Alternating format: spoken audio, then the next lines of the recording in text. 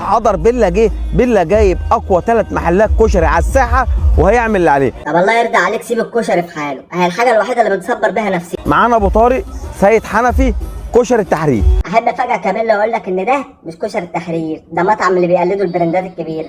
يلا بقى اشرب. كل الاطباق كلها جايبينها شبه بعضيها وسعر واحد تقريبا.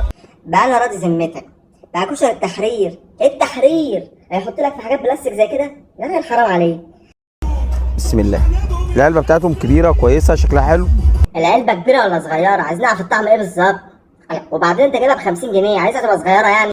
طيب نسمي الله. عايز اقول لكم كشري التحرير فيه مشكله فيه. ايه ما بيتهضمش؟ الصلصه بتاعته عليها ليا. انت هتقرفنا ليه يا عم؟ ده انا حتى رايح اكل كشري النهارده. طب سيبني اكل الاول طيب. وانا الكشري اللي بيتحط عليه ليا انا ما بحبوش. عادي يا بيلا، غيرك بيحبه، ايه المشكله يعني؟ الليا بتنزل في البطن بتنفخ. طب لما يكون اللي هي بتنفخ، العدس والثوم يعملوا ايه بقى؟ لكن بعد ما تاكل الكشري كده تحس ان انت مش مرتاح. اه يا لئيم. انت تقصد يعني صح.